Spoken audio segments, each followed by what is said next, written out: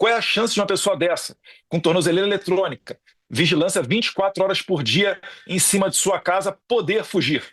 E é tão óbvio que é impossível ele fugir e não há margem alguma para essa prisão preventiva de hoje. Ela é apenas mais um capítulo da sanha persecutória do ditador Alexandre de Moraes, que ele fundamenta, inclusive, a proximidade da casa do presidente Bolsonaro à embaixada norte-americana para dizer que isso daí justifica a prisão preventiva do Jair Bolsonaro. Ele ainda, vejo com muita preocupação, equiparando a vigília de orações convocadas pelo meu irmão, senador Flávio Bolsonaro, como estratégia golpista, modus operandi utilizado anteriormente. Então, isso tudo apenas me faz crer que eles estão voltando o seu alvo contra o senador Flávio Bolsonaro para tentar impedir que ele se candidate à presidência da República, se assim ele desejar e tiver o apoio do Jair Bolsonaro. Então, o Brasil não tem diferença nenhuma da Nicarágua. A gente sempre alertou, a gente sempre falou, algumas pessoas nos levaram a sério, outras não, mas acho que hoje está claro para todo mundo. Não existe a possibilidade de haver justiça vinda do Supremo Tribunal Federal. Eu acho que toda oportunidade em que a verdade vem à tona, ela é positiva para nós, porque a verdade está ao nosso lado. Mais uma vez, quando o Moraes tenta justificar uma prisão preventiva de um idoso vigiado 24 horas por dia, embasando isso na proximidade da casa dele com a embaixada norte-americana, ou seja, ele provoca diretamente o presidente Trump e o secretário Marco Rubio.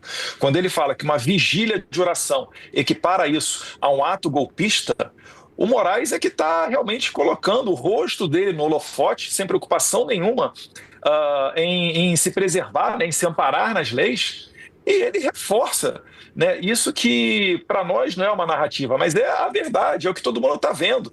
Se há 15 anos atrás retornasse no Brasil e falasse que haveria uma prisão em massa de 1.500 pessoas, autistas, vendedor de pipoca, gente, enfim, com mais de 70 anos de idade e que seriam tratados como terroristas, as pessoas não acreditariam em mim. Hoje em dia, isso tudo está se verificando como verdade. E a gente está vendo também uma outra verdade. Me permita aqui abrir um parênteses. O Moraes está repetindo o modus operandi do Clesão, que anteontem completou 2 anos de falecimento. Que modus operandi é esse? Encarcera uma pessoa sem qualquer motivo, uma pessoa que tem problemas de saúde, que faz jus totalmente a uma prisão disciplinar. Eu não vou nem entrar no mérito das ilegalidades na prisão do presidente Jair Bolsonaro. Eu estou falando aqui só da questão humanitária. Como que o Bolsonaro persegue o assassinato de Jair Bolsonaro? Porque quando ele prende o Clesão, os advogados fazem 9 apelos, o PGR ao menos chega a fazer 1 apelo, e o Moraes fica meses sem analisar esse caso, levando o Clesão a óbito, e o Moraes não é responsabilizado, ele percebe que isso daí é uma alternativa para ele seguir também fazendo com o Jair Bolsonaro. Eu não posso, vou voltar ao Brasil, vou ser mais um refém preso na mão do Alexandre de Moraes, vou criar um trabalho gigantesco aqui para todos os nossos apoiadores, Então eu não posso me tacar na frente da espada, Eu tenho que esclarecer aqui de fora, para a comunidade internacional, o que o Alexandre de Moraes está fazendo, que ele faz jus a essa violação de direitos humanos e hoje, também faz jus o PGR, Paulo Gonet, quando ele incrementa, quando ele apoia todas essas iniciativas do Moraes, ele também está se colocando na reta da Lei Magnitsky, dos violadores de direitos humanos. Eu acho que, inclusive, outros ministros da primeira turma que respaldam essas ordens ilegais do Moraes deveriam seguir por este mesmo caminho.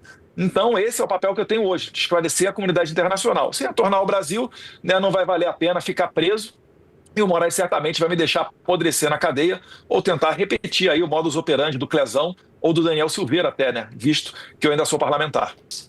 Eu acho que isso daí é o natural, Capelli. Eu já conversei até com um grupo de advogados, que não são necessariamente os advogados do presidente Jair Bolsonaro, que falam que tem essa intenção. Porque na maioria das coisas internacionais há o requisito de esgotar as vias internas, ou seja, só após o trânsito e julgado, quando não couber mais recursos à Suprema Corte, é que você pode entrar em tribunais internacionais. E por mais que eles tenham um poder não vinculativo, eles não possam forçar as suas decisões no Brasil, eu acho que fica a questão moral e eu acho que é mais uma oportunidade para a gente demonstrar. A gente tem que entrar em todos os fóruns possíveis para deixar claro isso que está acontecendo no Brasil. Porque normalmente o estrangeiro ele tem uma noção do que possa estar acontecendo, mas ele não sabe os detalhes. Como, por exemplo, eu acabei de falar, essa proximidade com a embaixada americana, ser usado como fundamentação da prisão do presidente Jair Bolsonaro. Isso é repugnante, isso daí é fora de qualquer procedimento de um Estado democrático de direito.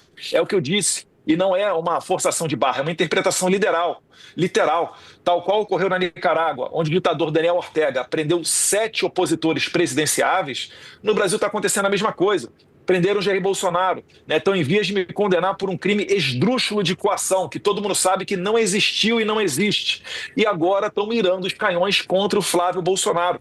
Não foi à toa que o Moraes vinculou essa vigília convocada pelo Flávio à situação de hoje, dessa prisão preventiva que já estava assinada dias antes. A prisão de Moraes não foi assinada hoje, ela já estava assinada, fundamentada na vigília de Flávio Bolsonaro. Ou seja, se você é proibido, Capelli, de fazer uma noite de orações, como é que você vai fazer oposição ao regime? Então, Moraes está basicamente destruindo a oposição. Qualquer um que o Alexandre de Moraes, né, e os seus comparsas enxergarem como uma ameaça ao poder deles, qualquer um que possa ter minimamente um discurso anti-establishment, vai provavelmente correr o risco de se tornar inelegível. Como? Através de uma condenação do STF, porque isso por si só basta para você entrar na lei da ficha limpa e não conseguir se candidatar no ano que vem. Com certeza. O que eu sei pelos bastidores é que o Moraes está nessa questão de prender o Jair Bolsonaro, achando que isso pode ser usado a favor dele numa mesa de negociação com o governo Trump, para que, enfim, possa retirar a lei Magnitsky contra ele. Eu só tenho a adiantar, lê do engano. Os Estados Unidos, ele não negocia com terroristas e também não negociará com Alexandre de Moraes. O mais provável é que os Estados Unidos dê sequência à lei Magnitsky em todos aqueles que identificar sendo auxiliares ou prestando qualquer tipo de apoio ao Alexandre de Moraes. Porque é justamente isso daí que fala a lei Magnitsky, né? Que todos aqueles que prestam alguma, mesmo até solidariedade ou participam de eventos juntos com o sancionado, que essas pessoas possam incorrer, né, nas mesmas sanções do Alexandre de Moraes. São as chamadas sanções secundárias. Então, eu acho que isso daí é totalmente provável, né? Eu acredito que existam mais pessoas para ser sancionadas, além de Alexandre de Moraes e a sua esposa, que eu já fiquei sabendo perdeu contratos milionários em virtude da aplicação da lei Magnitsky. E como a lei Magnitsky é aplicada através do OFAC é o Escritório de Controle Financeiro debaixo do Tesouro Americano, ou seja, é uma estrutura do Ministério da Economia norte-americana, ele também tem a sua burocracia, tem os seus servidores públicos trabalhando todos os dias, e isso daí demora um tempo até que seja implementada totalmente a lei Magnitsky. Então o Moraes ele vai sentir cada vez mais os efeitos da lei, em que pese inicialmente, né, muitos da imprensa terem noticiado que ele segue com contas bancárias e uma vida até relativamente normal do ponto de vista financeiro. A tendência é que ele perceba que cada vez mais vai piorar a vida dele nesse sentido. E muito provavelmente ele ainda vai dragar outros a serem sancionados pela lei Magnitsky. Se isso acontecer, podem até eleger o macaco Tião. A democracia brasileira já vai estar morta e muito provavelmente com a comunidade internacional não reconhecendo as eleições brasileiras. Quando eu falo que o Brasil está trilhando o caminho da Venezuela, isso não é da boca para fora. A gente vê o Lula interagindo com o Maduro, inclusive nos 40 minutos breves que ele teve com o Trump na Malásia. Um dos pontos que o Lula falou um dos pontos em que o Lula conversou com o Trump foi a questão da Venezuela, para defender o Maduro, né, para defender o Petro na Colômbia. Então todos eles estão juntos no mesmo barco. Se você olhar a delação do Hugo Carvajal, ele aponta para escândalos de corrupção envolvendo o Lula, com dinheiro ilegal retornando ao Brasil para ajudar na campanha dele. Dinheiro, inclusive, que foi também para a campanha do Petro, chegou até partidos na Europa, como o italiano Cinque Estrela ou o PSOE da Espanha. Então todos eles que fazem parte do Foro de São Paulo têm uma íntima relação com o tráfico de drogas e todos eles estão juntos no mesmo barco. Então não há uma opção para o regime, né, encabeçado pelo Alexandre de Moraes e apoiado pelo Lula, que não a eliminação dos seus opositores. Primeiro vou tentar fazê-lo politicamente, porque é o que dá menos dor de cabeça para eles. E se não, se eles verem que vai haver uma derrota, eles apelam para o modo Adélio Bispo, né? Inacreditavelmente, foi a primeira vez que a gente viu um candidato presidencial brasileiro com uma tentativa de assassinato perpetrada por um ex-membro do Partido Socialismo e Liberdade, PSOL, e que no final das contas resultou em absolutamente nada. Quiseram nos fazer crer que uma pessoa que tinha laptop, celular, cartão de crédito internacional, viajou para Santa Catarina, voltou para Minas, era um mero desempregado, um lobo solitário. Então, isso daí é o modus operandi da esquerda. Se nós olharmos para a América Latina, só candidatos de direita sofrem tentativa de assassinato ou são assassinados, como ocorreu com Uribe agora na Colômbia, com Villavicencio, né, no Equador, com o Trump nos Estados Unidos, com Bolsonaro em 2018 aqui no Brasil. E agora a nova tática deles, finalizando, é essa lawfare, é a eliminação através dos tribunais. Olha a Marine Le Pen, o que está acontecendo com ela lá na França, né? Olha a Jeanine Áñez, recentemente foi libertada, mas presa depois de convocar eleições na Bolívia. Então todos nós temos que reagir a isso. E isso daí é o amanhã para Donald Trump. Quando ele deixar de ser presidente, ele voltará a sofrer com as ameaças de prisão também. O Moraes está agindo no seu tradicional método, né, modus operandi. Ele está dobrando a aposta. Na minha opinião, ele faz uma provocação ao Trump e ao Marco Rubio. E eu acho que deveria ser respondido, né, colocando mais pessoas dentro da Lei Magnitsky, ou sancionando mais gente. Porque, lamentavelmente, uma grande imprensa brasileira, ela vende qualquer tipo de coisa, até mesmo uma mera foto, como uma grande vitória da diplomacia brasileira. A retirada das tarifas não foi uma grande vitória da diplomacia brasileira. Foi a retirada das tarifas também do café colombiano, né? E não foi vendido como uma grande vitória da diplomacia colombiana. Então, isso tudo, né, faz tentar pintar um cenário onde Trump tenha se aproximado de Lula e talvez aí o Moraes, né, ludibriado com essa narrativa, esteja mais confortável para fazer o que ele fez hoje. E eu acredito que foi um erro do Moraes, tá? A gente vai ver aí o que pode haver de resposta dos Estados Unidos. É porque o Moraes, ele já é carta fora do baralho, né? Ninguém aceita qualquer tipo de negociação com o Moraes, porque ele já se sabe que ele é uma pessoa que não respeita a palavra, que não tem palavra. Ele não é sujeito homem suficiente para falar uma coisa e conseguir cumpri-la. Então, o Moraes já está precificado como esse violador de direitos humanos. Agora, os demais membros do STF, o PGR, que está avalizando tudo que o Moraes está fazendo, esses daí certamente, né, devem ficar preocupados com uma extensão da Lei Magnitsky contra eles. Eu acho que o Moraes hoje dá um passo nesse sentido. Né? A gente sabe que não é fácil, a gente sabe que vai ser batalha sobre batalha, a gente está na batalha agora da Câmara dos Deputados, Deus quiser aprovando uma anistia verdadeira, né, muito diferente dessa dosimetria. A gente vai enfrentar a batalha do Senado, mas no final das contas isso é algo para beneficiar toda a classe política brasileira e toda a população brasileira. A gente não pode admitir que seja normal você censurar cidadãos, né, você obrigar parlamentares a apagar os seus postos, como aconteceu na eleição de 2022, através de ordens secretas, por vezes, de Alexandre de Moraes.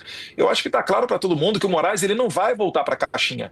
A história nos mostra que é aquele que experimenta do poder, que abusa do poder e consegue mais poder, ele nunca retorna ao estado anterior de maneira voluntária. É dali para frente. Eu vi uma matéria recente, se não me engano, do Estadão, um artigo dizendo exatamente isso. Ah, não, foi só o Bolsonaro e agora o STF vai voltar à sua atribuição constitucional. Não será assim. Acabamos de ver Moraes viajando ao Rio de Janeiro, né, inclusive desrespeitando vocês da imprensa, convocando uma reunião de portas fechadas para se falar, sabe-se lá o que com o governador Cláudio Castro, e isso daí não é papel de um juiz.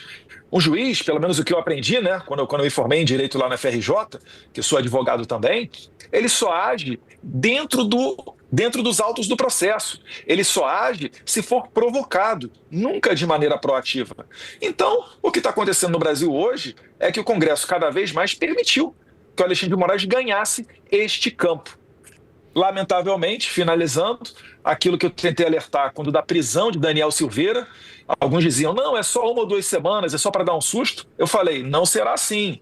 E está aí o resultado. Né? Hoje em dia, um Congresso com muita dificuldade de ter independência, praticamente sem independência alguma, e até mesmo projetos de lei, antes de serem votados, tem que se consultar Dom Pedro III e os deuses do Olimpo para saber se podem ou não ir adiante com aquele projeto.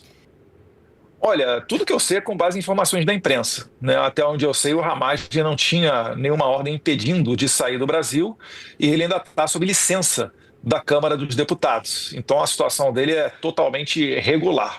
O que estão presumindo é que ele fugiu da justiça. Isso daí eu não posso responder pelo Alexandre Ramagem, né? Mas eu já adianto aqui que se ele saiu do Brasil por conta dessa condenação, eu acho que ele fez muito bem.